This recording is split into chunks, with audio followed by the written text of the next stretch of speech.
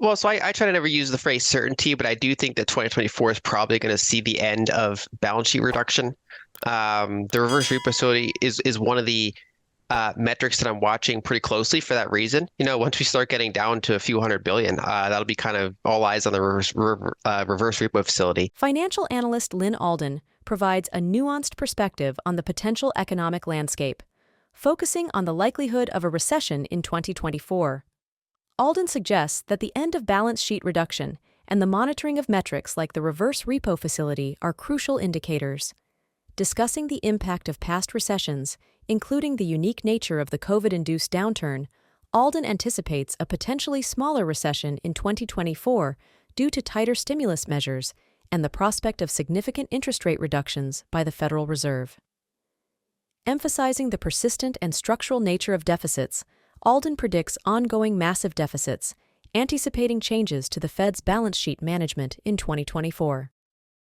She explores the intricate relationship between fiscal and monetary policies, highlighting the divergence between various sectors and the potential for larger-than-normal divergences between fiscal and monetary policies, resulting in sector-specific recessions.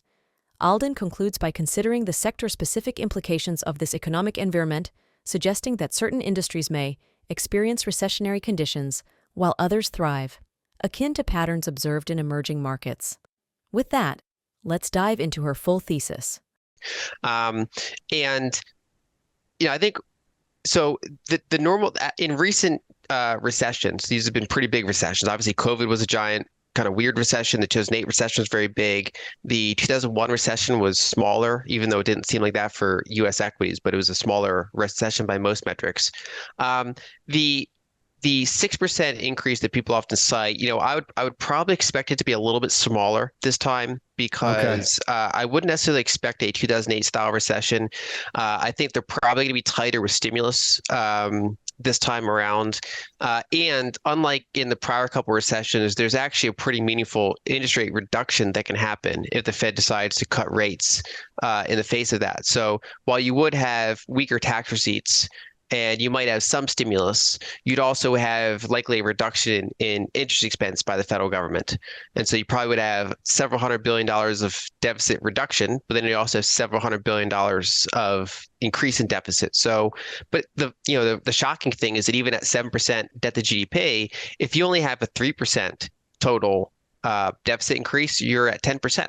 And not really, I think what makes this different is that there's really no end to it. It's not like, this is 7% temporarily, and then it's, it's the structure, the overall demographic structure is just inherently deficit bigger now.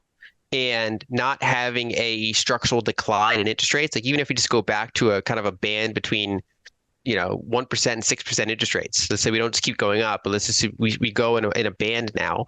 That's just a bigger interest expense world. And so I do think that 2024 is probably going to see changes to the Fed's balance sheet management. And I do think that, while I would hesitate to guess the size of these deficits, I think they are going to be very persistent and basically just quarter after quarter, just absolutely massive deficits, and that's going to have increasing effects on the economy. Yeah, so the way I phrased it was that historically, if you get a 50 basis point rise in unemployment, it normally leads to a recession. It doesn't just stop there. You don't just kind of go back up 50 basis points and then kind of normalize flat. Usually unemployment keeps going up. And that's, by all accounts, a recession. And so, of course, in a recession, normally you do get Fed easing. Now, it doesn't necessarily happen right away. It's not like as soon as you cross 50 basis points, you're in a recession right away and the Fed's cutting right away. But it's just historically that move has not happened without that over the coming quarters continuing into a recession.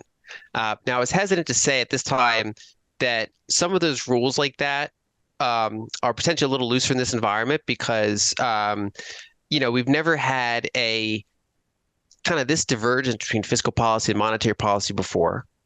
We've never kind of had such a big shock to the economy as COVID.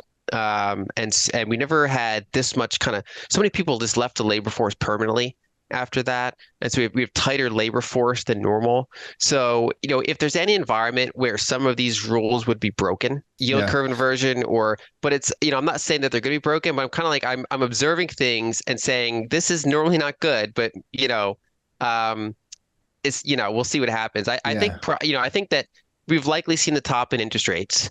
I think that they, if you do start to get softer economy, they could pull them down. But I've been trying to analyze this differently. So everyone's kind of thinking very Boolean, like recession or no recession. Whereas in many ways, this looks more like an emerging market environment. Um, and in emerging market recessions, normally nominal numbers are still shockingly big, whereas real numbers could be struggling. And Hmm. you get bigger than normal divergence between sectors. Like if you're an exporter in Turkey, you're probably doing okay because your expenses are domestic currency and you're earning foreign hard currency in many cases. And whereas a Turkish bank could be absolutely struggling, right? So it's like in inflationary environments, in emerging market recessions, you can get bigger divergences between sectors. And one way to think of it is just with unusually large divergence between fiscal policy and monetary policy, it would not be surprising for in the US or certain other developed countries to have bigger than normal divergences between sectors. Like if you're in an interest rate sensitive sector, that could look more outright recessionary. By many metrics, like U.S. Hmm. commercial real estate's already in a recession. Banks are kind of in a recession. Unprofitable tech's kind of in a recession. Venture capital's kind of in a recession. Whereas like restaurants are not in a recession. Travel's not in a recession. Um, like plumbers are not in a recession. It's just very kind of like it's sector by sector specific, and that's makes sense in an environment where there's such divergence. In this next segment, financial analyst Lyn Alden delves into historical comparisons of inflation in the 40s and 70s. Drawing parallels, she notes that both decades experienced three waves of inflation, with the 40s being particularly characterized by fiscal-driven inflation. In contrast, the 70s saw a significant role played by bank loans and credit formation, especially with the baby boomers entering household formation years. Transitioning to the current economic landscape, Alden highlights the resemblance between the 2020s and the 40s, emphasizing that the predominant factor behind money creation is substantial, monetized fiscal deficits rather than excessive bank lending. The first wave involved stimulus, and Alden suggests the ongoing second wave is linked to interest expense. This insightful analysis provides a historical context for understanding the current inflationary dynamics. The 40s and the 70s are often used for inflation comparisons. Most people think of the 70s. And both of them had those waves. They both had like three waves of inflation. So that wasn't unique to the 40s. But the part that I emphasized the most in the 40s is that it was fiscal driven inflation. So in the 70s, although there was some component of it was fiscal, there was in the late 60s, you had the Guns and Butter program. You had, basically Great Society and war in Vietnam. These were adding to the deficit. But if you look at the amount of money that was created from bank loans, it was bigger than the fiscal deficits. Basically, the baby boomers were entering their home formation years. They were starting being born in the late 40s, and so by the time they entered the 70s, basically they're in household formation, and so you had a big uptick in bank lending, credit formation, and that was all else being equal inflationary, especially then when you add in constraints like oil crises and things like that. So combination of excess lending, credit formation with real world constraints. The 40s were different in the sense that it wasn't because of excessive bank lending. It was because of just very large fiscal deficits that at some points were monetized and some points were not. But basically, a lot of the new money creation was from these very large fiscal deficits. And so ever since we've kind of entered the 2020s, we've been in that similar type of environment where most of the money creation we've seen is not because banks are lending to an excessive degree. It's been very normal. Instead, it's mostly been very large monetized fiscal deficits. And the first wave of that was stimulus. And now the second wave of it is interest expense. In today's deep dive into economic insights with Lyn Alden, we gained valuable perspectives on the potential trajectory of the economy in 2024. Alden discussed the end of balance sheet reduction, the impact of recessions, and the unique factors shaping the current fiscal and monetary landscape.